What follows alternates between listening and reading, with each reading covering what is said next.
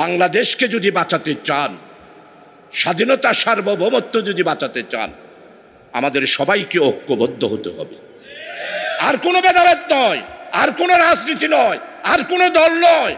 আসুন আমরা সবাই মিলে উলামায়ে কেরামদের ঐক্য, জনতার ঐক্য, আমরা ঐক্য হব একটা স্লোগানে, দুর্নীতির বিরুদ্ধে, লুটপাটের বিরুদ্ধে। 17 বছর যারা হত্যা, নির্যাতন, নিপীড়নের মাধ্যমে বাংলাদেশকে জাহান্নামে পরিণত করেছে, তাদের বিরুদ্ধেই আমরা সবাই ঐক্যবদ্ধ হব। তাহলেই আমাদের মুক্তি হবে। এই মুক্তির জন্যে আমাদের সর্বশেষ কথা হলো, এই দেশে যারা ইসলামের জন্য আমরা কাজ করি, তাদের কথা হলো ন্যায়, ইনসাফ, বৈষম্যহীন ওয়েলফেয়ার একটি ইসলামিক স্টেট কায়েম করাই হলো আমাদের চূড়ান্ত লক্ষ্য। আপনারা যারা ইসলামী জীবন ব্যবস্থাকে স্বীকার করেন না, তাদের কি হালত হবে জানেন? হাসরের ময়দানে আমরা যারা আজকে এখানে এসেছি সবাই হাউজে কাউসারের পানি পান করতে যাব, আমাদের দেলোয়ার ভাইয়ের নেতৃত্বে, হাসিবুর রহমান সাহেবের নেতৃত্বে দলে দলে। আর একদল পানি খাওয়ার জন্য আসবে। তারা নামাজও পড়েছে, উমরাও করেছে, হজও করেছে, কপালে ডাকও আছে। ফেরেশতারা ব্যারিকেড দেবে, ভাই আপনারা যেতে পারবেন না। আমার নবী সৈয়দুল আম্বিয়া হাউজে কাউসার থেকে ডাক দিয়া বলবে, ওরা তো আমার উম্মত, নামাজ পড়েছে, উমরা করেছে, হজ করেছে, দান করেছে, সদকা করেছে, এদেরকে আসতে দাও। ফেরেশতারা বলবে, ইয়া হাবিব আল্লাহ, ইয়া রাসূলুল্লাহ সাল্লাল্লাহু আলাইহি ওয়াসাল্লাম, আপনি দুনিয়া থেকে আসার পর ওরা ইসলামকে দুই ভাগে ভাগ করে ফেলেছে।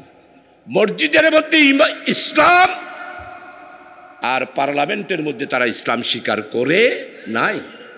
রাষ্ট্রীয় ব্যবস্থা ইসলাম স্বীকার করে নাই, অর্থনৈতিক দিকে ইসলাম স্বীকার করে নাই।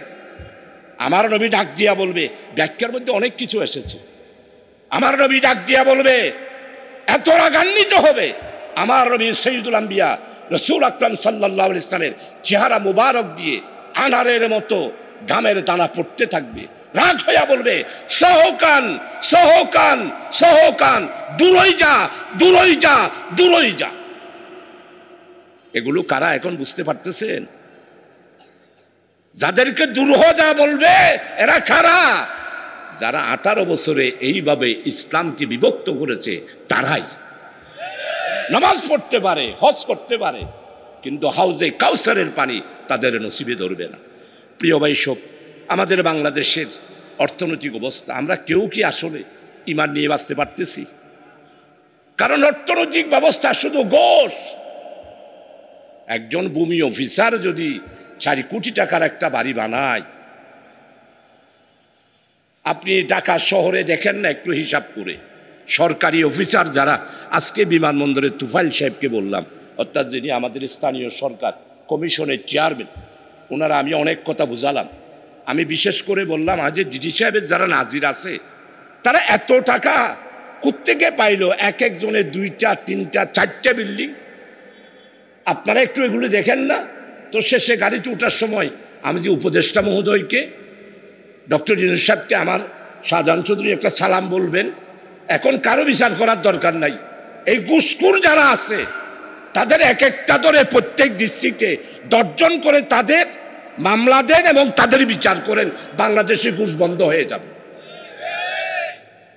তুফাইল সাহেব বলে যে, হ্যাঁ আপনার কথাটা ঠিক, আমরা এগুলো করতে পারলে কাজ শেষ।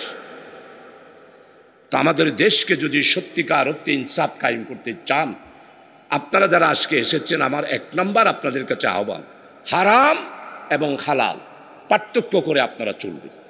আল্লাহ তাআলা কোরআনে মাজিদের মধ্যে একদম সূরা বাকারার প্রথম দিকে, বিসমিল্লাহির রহমানির রহিম, যালিকাল কিতাবু লা রাইবা ফিহি হুদাল লিল মুত্তাকিন আল্লাযীনা ইউমিনুনা বিল গায়ব ওয়া ইয়াকিমুনাস সালাত ওয়া মিম্মা রাযাকনাহুম ইউনফিকুন। এই কোরআন হেদায়েত করবে কাদেরকে? এই কোরআনটা তো স্বয়ং সম্পূর্ণ।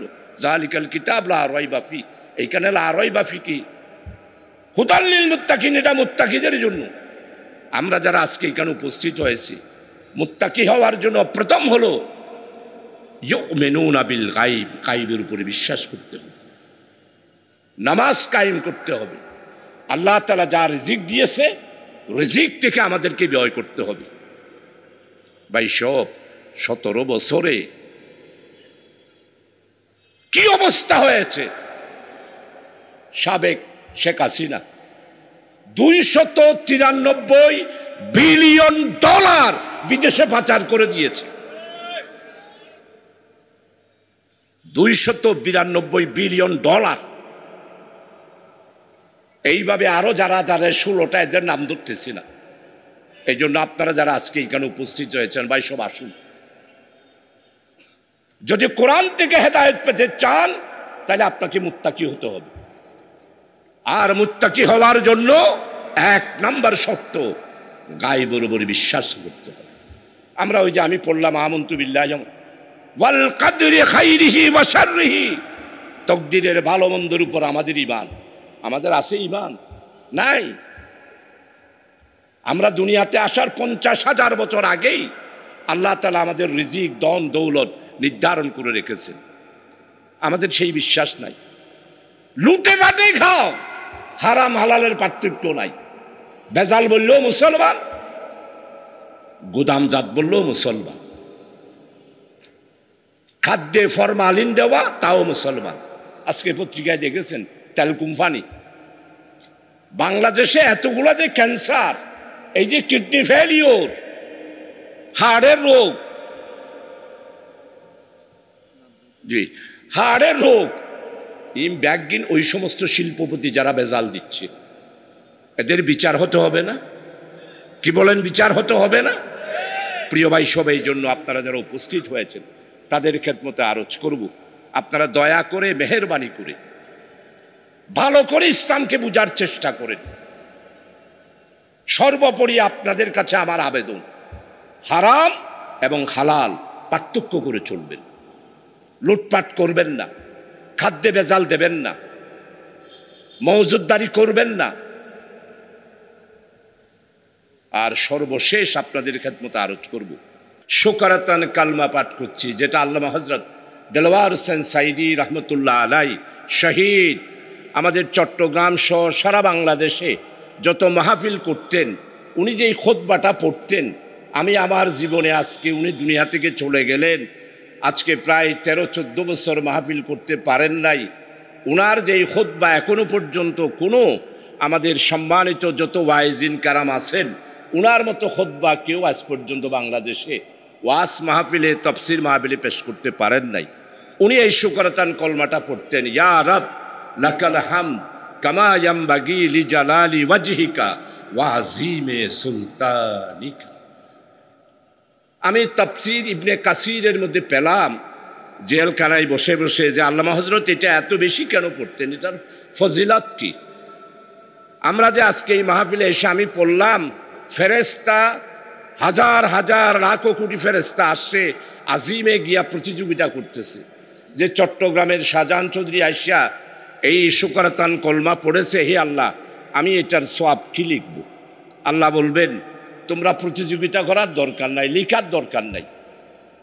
আমার বান্দা যেই দিন আমার কাছে চলে আসবে, জান্নাত আর জাহান্নামে যখন দেওয়ার ফয়সালার সময়, জান্নাতে দেওয়ার জন্য যদি কোনো সওয়াবের অভাব হয়, যত সওয়াব লাগবে আমি আমার এই বান্দাকে জান্নাতে যাওয়ার জন্য ততগুলো সওয়াব তার আমলনামার মধ্যে লিপিবদ্ধ করে দেব। এই জন্য আমরা সবাই মিলে, আল্লামা হযরত দেলওয়ার হোসেন সাইদি রহমতুল্লাহ আলাইহি উনিও এইভাবে সবাই নিয়ে পড়তেন। এটাই আমাদের নাজাতের উসিলা হবে। এমনি তো তাফসীর মাহফিল নাজাতের উসিলা, আমরা শুরু থেকে শেষ পর্যন্ত এখানে থাকব। আল্লাহ তাআলার কুদরতের নজর দিয়ে আমাদের দিকে তাকিয়ে আছেন। এটা জান্নাতি, এটা নূরানি মাহফিল। এই মাহফিলে আমরা যেটা পড়বো এটা আমাদের নাজাতের উসিলা হবে। তাই সবাই একসাথে পড়ি, ইয়া রব লাকাল হামদ কামা ইয়ামবাগি লিজালালি ওয়াজহিকা ওয়া আযীমে সুলতানিকা। সম্মানিত ভাই সব, 18 বছর কি আমরা এইভাবে মাহফিল করতে পারছি? ও পারি নাই। পুলিশ বাহিনী সবাই চলে আসতো, আমরা তো পারি যাই নাই। ওয়াইজিনে কারাম যারা ছিল তারাও ওয়াজ করলে পুলিশ বা এখানের স্থানীয় যারা ওনাদের জওয়ানেরা ছিল, নেতারা ছিল, স্লিপ পাঠাই দিত যে ওয়াজ বন্ধ করে দিন। আইসা পুলিশেরা স্টেজ যে আমাদের হুকুম, ওয়াজ করতে পারবেন না। তো আলহামদুলিল্লাহ আজকে মুক্ত কণ্ঠে, জোরালো কণ্ঠে, স্বাধীনভাবে, আতঙ্কহীন অবস্থায় কোরআন মজিদের তাফসীর আজকে আমরা করতে পাচ্ছি। আপনারা মাহফিলে উপস্থিত হতে পেরেছেন, এর চেয়ে বড় নিয়ামত আর কি? সম্মানিত উপস্থিতি তৌহিদি ভাই সব, আজকে যে আমরা মাহফিল করতে পাচ্ছি এটা আল্লাহ তাআলার নিয়ামত। আল্লাহ তাআলা দয়া করে, মেহেরবানি করে এই পরিবেশ আমাদেরকে দান করেছেন। আল্লাহ দান না করলে আমরা কি করতে পারতাম? না। 18 বছর তো চাইছে, কত মিছিল, কত মিটিং, ফজরের বেলায় মিটিং, রাত্রে বেলায় 100 জন নিয়া, 200 জন নিয়া, 2 মিনিটের মিছিল, কত 2 মিনিটের মিছিল যে করছি কোনো হিসাব নাই। আলহামদুলিল্লাহ 36শে জুলাই আমার দামাল ছেড়ে বৈষম্য বিরোধী আমার ছাত্র যুবক জওয়ানেরা রাস্তায় নেমে এই স্বৈরাচারণী ইসলামের দুশমন তাকে উৎখাত করেছে। এখন ফেসবুকে দেখি, আমি তাফসীরে পড়ে যাব, আগে এইগুলো কথাগুলো বলে ফেলি। ফেসবুকে দেখি একজনে বলে, আফা আপনি যে নাই, পুরো বাংলাদেশ আন্ধার হয়ে গেছে, মানুষ কানতে কানতে হয়রান হয়ে গেছে। ওই দিক থেকে আফা ফুলের এমনি তো ফুলন্যা ভাটি, ওর চোখে কোনোদিন পানি ছিল না। আমি 10 বছর তার সাথে পার্লামেন্ট মেম্বার ছিলাম, 91-তে আর 2001-এ। ফেরাউনের চোখেও পানি ছিল না, নমরুদের চোখেও পানি ছিল না। ওই ফলনি বর্ডারের ওই দিক দিয়া কয়, তোমরা চিন্তা করো না, আমি একদম বর্ডারের কাছাকাছি আছি, যে কোনো সময় চট করে ঢুকে পড়ব। প্রিয় ঢাকাবাসী, আপনারা যারা আছেন, আমাদের বুবু যদি চট করে ঢুকে আপনারা কি করবে? ফট করে ধরবেন তারে। 36শে জুলাই যে কাণ্ড হয়েছে, আরেকবার সেই কাণ্ড বাংলাদেশে আমাদের গটাই দিতে হবে। আমরা কিভাবে গটাবো? আপনি আসেন, কোনো অসুবিধা নাই। প্রথম বিচার করব 2009 সালে 25শে ফেব্রুয়ারি আমার বাংলার গৌরব বিডিআর হত্যা 57 জন অফিসারকে বিদেশি প্রেসক্রিপশনে বুবুজান আপনি তাদেরকে হত্যা করেছেন। 72 জন বিডিআরের সেকেন্ড ক্যাটাগরির অফিসার, ট্রেনার, তাদেরকে আপনি হত্যা করেছেন। বর্ডারের থেকে ছট করে ঢুকবেন, আসেন না। প্রথম বিচার হবে বিডিআর হত্যার মামলার বাংলাদেশে সংগঠিত হবে, আর শেখ হাসিনা তোমাকে ফাঁসির মঞ্চে লটকানো হবে। সোজা কথা, ছট করে আসা ফট করে ঢুকে যাবেন। প্রিয় দিনদার দিনদরদি ভাই সব, আজকে আমাদের প্রিয় জন্মভূমিতে 18 বছর পর আমরা কেন বিরোধিতা করেছি?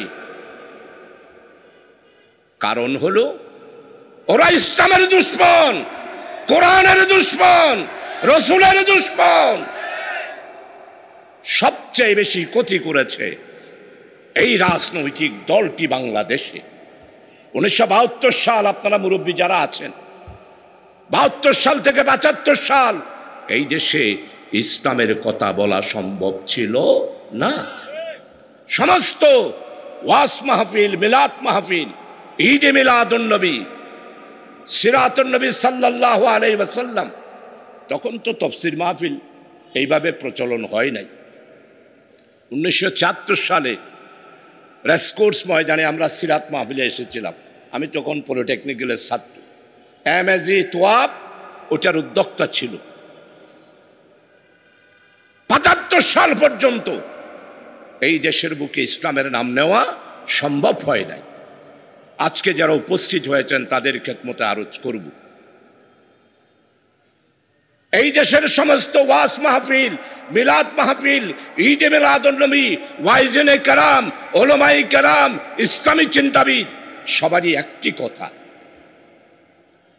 নির্যাতিত, নিপীড়িত, অসহায়, নিরন্ন মানুষের মুক্তির জন্যে আর বাংলাদেশের স্বাধীনতা সার্বভৌমত্ব রক্ষা করার জন্যে একটি মাত্র জীবন ব্যবস্থা, সেটা হলো ন্যায়, ইনসাফ, বৈষম্যহীন, ওয়েলফেয়ার একটি ইসলামিক স্টেট কায়েম আমাদেরকে করতে হবে। এটাই হলো সবার দাওয়াত। এটা শুধু জামাত ইসলামী দাওয়াত না। আমরা 83 বছর ধরে শুরু থেকে যেই কথা বলেছি, এখনো সেই কথা। আজকে দিন দরদি, দিনদার, সর্বস্তরের তৌহিদি ভাই সব আসুন, আমাদের দেশ অত্যন্ত সুজলা সুফলা, শস্য শ্যামলা, ধনে ধান্যে পুষ্পে ভরার একটি দেশ। 400 বছরের আগের ইতিহাস এই ঢাকারও ইতিহাস। আজকে ঢাকাকে বুলন্ডিত করা হয়েছে, তাই আমার বৈষম্য বিরোধী ছাত্র ভাইয়েরা আজকে স্লোগান দিচ্ছে। ঢাকাকে ইগনোর করা হয়েছে, পদদলিত করা হয়েছে, তাই আমার দামাল ছেলেরা স্লোগান দিচ্ছে, দিল্লি না ঢাকা। তাই আমার দামাল ছেলেরা স্লোগান দিচ্ছে, দিল্লি না ঢাকা। ঢাকার ঐতিহ্য 400 বছরের আগে পৃথিবীর ইতিহাসে ঢাকার মতো ঐতিহ্যবাহী ইতিহাস, হিস্ট্রি আর কোথাও নাই। আমরা ছিলাম সবচেয়ে বেশি ধনাঢ্য একটি দেশ, আমাদের কোনো অভাব ছিল না।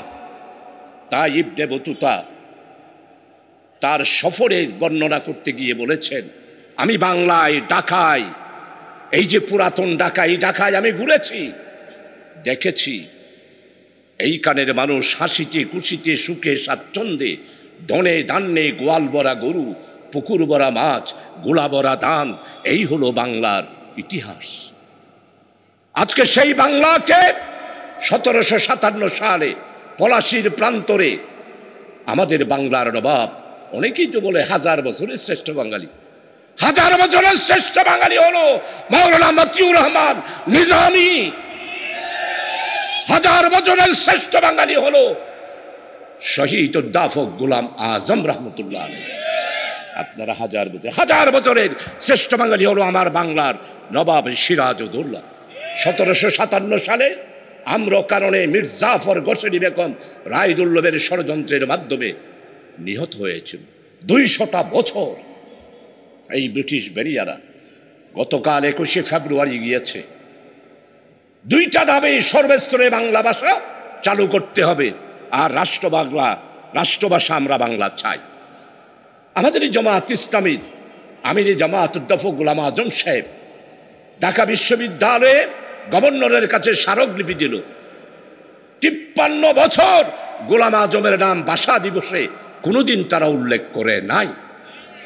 কি অপরাধ? ইতিহাসকে কেন বিকৃত করেন? শহীদ জাব্বার সালাম বরকাত শাহাদাত বরণ করল, ওমা এরা সবাই মিলিয়া আমরা দিলাম তাকে জানাজা এবং খবর, ওনারা আইসা ওদেরকে বানাই দিল প্রভাত ফেরি আর ফুল দেওয়ারি। আপনারা কোথায় পাইছেন এগুলো? প্রিয় ভাই সব, এইভাবে ইতিহাস বিক্রি করে বাংলাকে সর্বশান্ত করে আজকে বাংলা সম্মানিত উপদেষ্টা, গ্যাস, খনিজ, রেল, সেতু উপদেষ্টা, ওনার সাথে আমাদের বৈঠক হয়েছে প্রায় 3 বারের উপরে। আমাদের বাংলাদেশে একমাত্র হিন্দুস্তানের কারণে, দিল্লির কারণে আমরা মহাসাগর থেকে গ্যাস উত্তোলন করতে পারি নাই। যদি আমরা গ্যাস উত্তোলন করতে পারি, এই আমার কক্সবাজারের সমুদ্র সৈকতে গ্যাস যদি উত্তোলন করতে পারি, বর্তমান ইন্টেরিয়াম গভর্নমেন্ট ডক্টর ইউনূসের উপদেষ্টা পরিষদ চেষ্টা করে যাচ্ছে ব্লো ইকোনমি এবং গ্যাস উত্তোলন। এই গ্যাস উত্তোলন যদি আমরা করতে পারি, হিন্দুস্তানের কার জন্য পারি নাই। এতগুলা চুক্তি, সমঝোতা চুক্তি, 1টা না, 2টা না, 3টা না, 4টা না, 5টা না, 47টা সমঝোতার চুক্তি করেছে।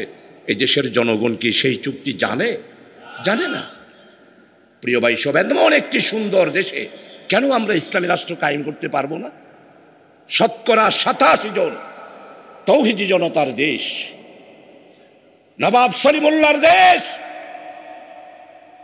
নবাব আহসানুল্লাহর দেশ, হাজী শরীয়তুল্লাহর দেশ। এই পুরান ঢাকা অত্যন্ত ঐতিহ্যবাহী। আজকে আমাদেরকে ব্রিটিশ বেনিয়াদের 200 বছর, পাকিস্তানের 25 বছর, আর এই 53 বছরে বাংলাদেশকে ইন্ডিয়ার ষড়যন্ত্রের মাধ্যমে সর্বশান্ত করে দেওয়া হয়েছে।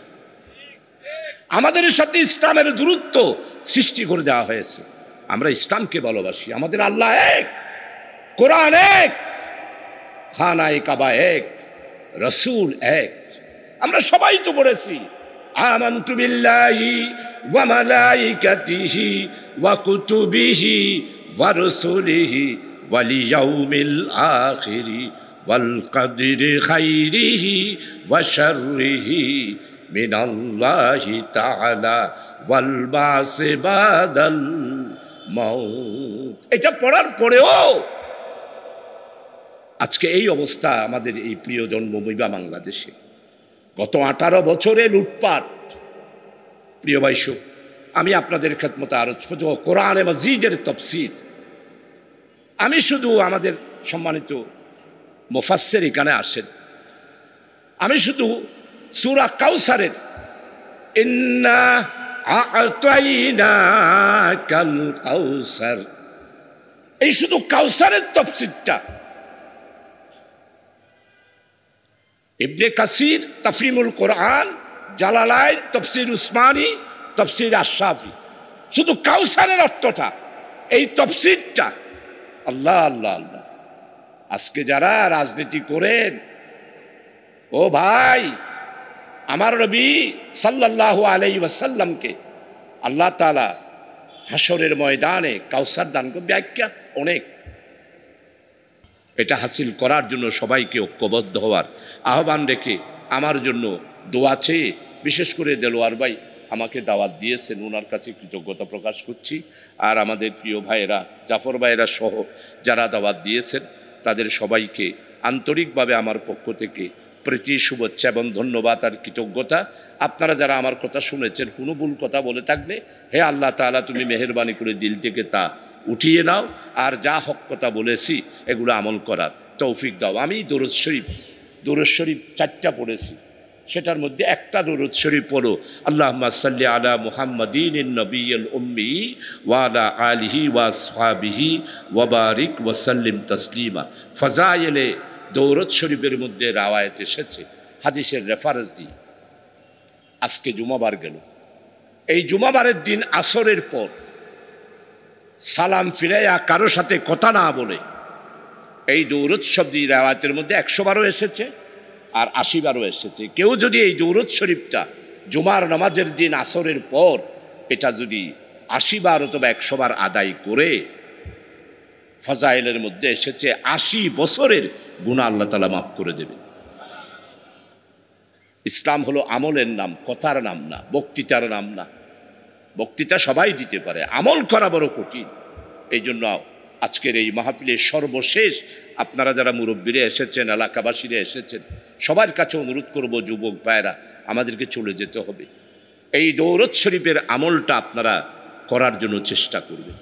সপ্তাহে না পারলেও মাসে, মাসে না পারলে কমপক্ষে 3 মাসে, 3 মাসে না পারলে কমপক্ষে 6 মাসে, 6 মাসে না পারলে বছরে হলো আসরের নামাজের পর এই দৌরদ শরীফটা আদায় করার চেষ্টা করবেন।